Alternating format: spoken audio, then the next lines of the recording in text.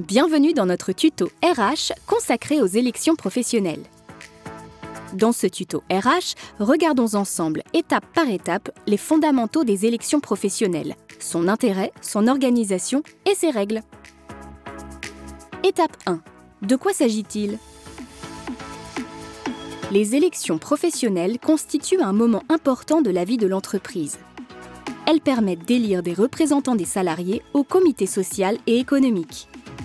Les élections professionnelles doivent être organisées tous les 4 ans par l'employeur, au risque d'être sanctionné pénalement. Un accord collectif peut fixer une durée moindre qui ne peut être inférieure à 2 ans. Étape 2. Quel est le rôle du comité social et économique ? Le rôle du CSE est différent selon la taille de l'entreprise. Si l'entreprise a moins de 50 salariés, le CSE a pour rôle principal de présenter à l'employeur toutes les réclamations individuelles et collectives relatives à l'application du droit du travail dans l'entreprise. Si l'entreprise a 50 salariés ou plus, le CSE dispose, en plus de droit à l'information, à la consultation et il a un budget pour les activités sociales et culturelles. Dans tous les cas, le CSE dispose également de droits d'alerte, notamment en matière de santé au travail, et il est un interlocuteur pour l'inspecteur du travail. Étape 3. Quelles élections pour mon entreprise ? La mise en place d'élections professionnelles est conditionnée à la taille de l'entreprise. Pour mettre en place un CSE dans une entreprise, il faut qu'un seuil d'au moins 11 salariés ait été atteint sur une période de 12 mois consécutive. À partir de 50 salariés, le CSE qui est mis en place va disposer de compétences et de moyens plus importants. Le nombre de membres du CSE à élire varie selon l'effectif. Pour une entreprise qui a entre 11 et 24 salariés, il y aura un élu titulaire et un élu suppléant. Pour une entreprise qui compte 10 000 salariés ou plus, il y aura 35 titulaires et autant de suppléants. Entre ces deux extrêmes, le nombre d'élus dépend de la tranche d'effectifs dans laquelle se trouve l'entreprise. Étape 4. Comment déterminer l'effectif de mon entreprise ?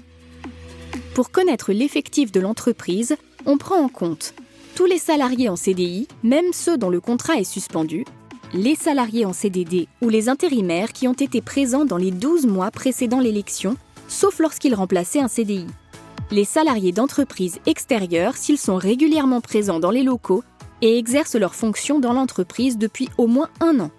Lorsqu'ils travaillent à temps partiel, les salariés sont décomptés au prorata de leur temps de travail contractuel. Certains salariés ne sont pas pris en compte.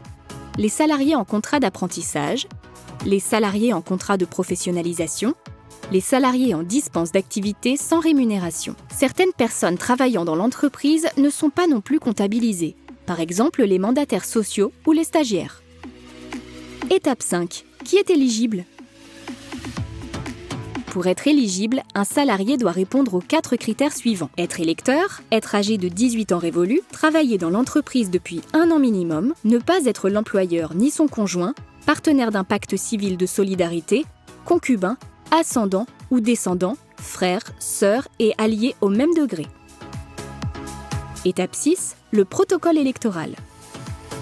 Le protocole électoral précise les modalités de l'élection. Il s'agit d'un accord collectif négocié entre l'employeur et les organisations syndicales présentes dans l'entreprise ou extérieures à l'entreprise, mais qu'il faut obligatoirement inviter à la négociation. Le protocole électoral va définir le calendrier de l'élection et l'ensemble des opérations électorales. Avant d'engager la négociation sur le protocole électoral, l'entreprise devra avoir engagé des négociations avec les organisations syndicales internes, s'il en existe, pour définir le cadre de l'élection. L'élection peut être organisée au niveau d'une unité économique et sociale qui regroupe plusieurs entreprises, au niveau d'une entreprise ou au niveau de plusieurs établissements distincts au sein de l'entreprise. Dans ce dernier cas, il faudra mettre en place un comité social et économique central. Si l'employeur veut mettre en place le vote électronique et que des syndicats sont présents dans l'entreprise, il doit engager une négociation avant de pouvoir décider de cette modalité de vote. Étape 7. Les candidats au CSE. Les élections professionnelles comportent 2 tours. Au premier tour, seules les organisations syndicales peuvent présenter des candidats. Elles doivent présenter des listes de candidats avec un pourcentage d'hommes et de femmes équivalent à celui du collège concerné. Si ce pourcentage n'est pas respecté, les candidats élus pourront voir leur élection remise en cause à tout moment pendant leur mandat. Un second tour est organisé lorsque le quorum n'est pas atteint, la moitié des inscrits n'ayant pas valablement voté. Tous les sièges ne sont pas pourvus, faute de candidats suffisants. Il y a eu carence de candidatures au premier tour. Étape 8, les élections. Les élections professionnelles peuvent être organisées selon 3 modalités. Le vote physique dans un bureau de vote mis en place par l'entreprise, le vote par correspondance qui s'effectue par courrier postal, l'entreprise ayant la charge d'envoyer tout le matériel nécessaire aux salariés, le vote électronique qui permet de voter par ordinateur, tablette ou smartphone. Pour chaque collège, un bureau de vote composé de salariés du collège procède au dépouillement et à la proclamation des résultats. Toute personne qui y a intérêt peut contester le déroulement des élections pendant les 15 jours qui suivent la proclamation des résultats. Étape 9, le mandat. Les représentants du personnel sont élus pour 4 ans et leur mandat est renouvelable. En cas d'absence momentanée ou définitive, un suppléant remplace le titulaire qui ne peut exercer son mandat.